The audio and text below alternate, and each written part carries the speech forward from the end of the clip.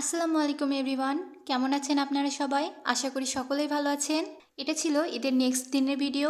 সবাই তো ঈদের সব ব্লগ আপলোড করে দিয়েছে, আর এইদিকে আমি এডিট করা আলসামিতে এত দিন পর ঈদের নেক্সট দিনের ব্লগ ছাড়ছি। ঈদের আগে যেমন সবার আনন্দ থাকে গ্রামের বাসায় যাওয়ার, আত্মীয় স্বজনদের সাথে ঈদ করার, তেমনি ঈদ শেষ হতে না হতেই সবাই সবার নিজ নিজ কাজের উদ্দেশ্যে আবার নিজের গন্তব্যে ফিরে যায়। এই সময়টা আসলে অনেক খারাপ লাগে আপনজনদের ছেড়ে আসতে। ঈদের পরের দিনই শ্বশুরবাড়ি থেকে বাসায় ফিরছিলাম, আর বাসায় ফিরে বিকেলে চলে গিয়েছিলাম আম্মুদের বাসায়। আমার ছোট বোন সিমাই রান্না করেছিল, তাই সেটাই খাচ্ছিলাম। অনেক মজার ছিল সিমাইটা।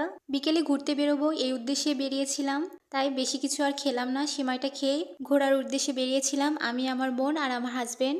এবার ঈদে যেমন মজা করেছি তার সাথে অনেক ঘোরাঘুরিও করা হয়েছে। ঈদের দিন যেমন ঘোরাঘুরি করেছি, ঈদের পরের দিনও তেমনই ঘোরাঘুরি হয়েছে। রাস্তায় বেরিয়ে ভাবছিলাম আমরা কোথায় যাওয়া যায়। ভাবতে ভাবতেই ডিসাইড করা হলো মকটেল আইল্যান্ড রেস্টুরেন্টে যাওয়া যাক। ওখানে গেলে খাওয়া দাওয়া, ছবি তোলা, ঘোরাঘুরি সব একসাথে হয়ে যাবে। মকটেল আইল্যান্ড রেস্টুরেন্টে যেতে যেতেই দেখি আর্মি সেনানিবাস খোলা আছে। সচরাচর আর্মির এই সেনানিবাসে কাউকে ঢুকতে অ্যালাউ করে না। ঈদ উপলক্ষে হয়তো খোলা রেখেছে, তাই ভাবলাম এই সুযোগে আমরাও ঘুরে আসি। যেই দেখি অনেক মানুষজনই এসেছে, সবাই ঘোরাঘুরি করছে, কেউ বসে গল্প করছে। বিকালের এই ওয়েদারটা সবাই এনজয় করছে। আর এই টাইমটা আসলে অনেক সুন্দর ছিল, সূর্যটাও দেখতে কত সুন্দর লাগছিল।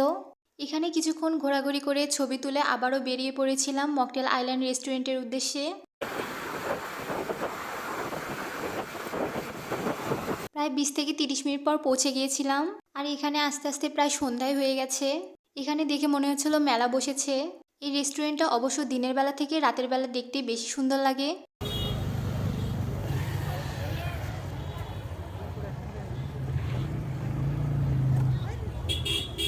গাড়ি পার্ক করে রেস্টুরেন্টের ভিতরে ঢুকে পড়েছিলাম, আর রেস্টুরেন্টের ওপরে লেখা মকটেল আইল্যান্ড। রেস্টুরেন্টের ভিতরে ঢুকতে না ঢুকতে দেখি সবার ছবি তোলা শুরু হয়ে গেছে। এখানে আসলে ছবি তোলা অনেক সুন্দর সুন্দর জায়গা আছে। এখানে বেশিরভাগই আসে ছবি তোলার জন্য। আমরাও অবশ্য ছবি তোলার জন্য, পাশাপাশি ঘোরাও হবে, খাওয়া হবে, সব একসাথে হয়ে যাবে, এই জন্য এসেছি। রেস্টুরেন্টের বাইরে যেমন সুন্দর তার থেকে বেশি সুন্দর ছিল ভিতরে। বাট ঈদ উপলক্ষে এত মানুষ এসেছে যে আমরা বসার জায়গা খুঁজে পাচ্ছিলাম না। তাই ভাবলাম আগে রেস্টুরেন্টটা পুরোটা ঘুরে দেখি, ছবি তুলি, তারপর না হয় বসবো।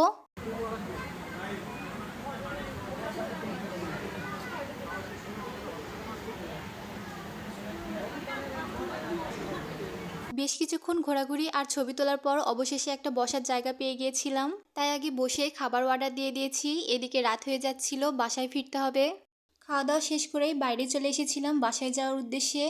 আর দেখতেই তো পাচ্ছেন মকটেল আইল্যান্ডটা রাতের বেলা আরও কত সুন্দর দেখতে লাগছে। এত সুন্দর লাইটিং, সাজানো গোছানো, আমাদের ছবি তোলা একদম শেষই হচ্ছিল না। বাইরে বের হয়েও আমরা ছবি তোলা শুরু করে দিয়েছি। অবশেষে ছবি তোলা শেষ করে আমরা বেরিয়েই পড়েছিলাম বাসার উদ্দেশ্যে।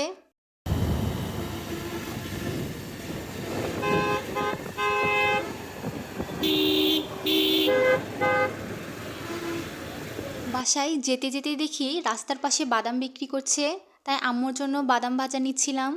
সবাই একসাথে বসে থেকে বাদাম ভাজা খেতে খেতে গল্প করতে কিন্তু মজাই লাগে, এই জন্য অবশ্য নেওয়া হচ্ছিল। যাই হোক, ভিডিও আজ এখানেই শেষ করছি।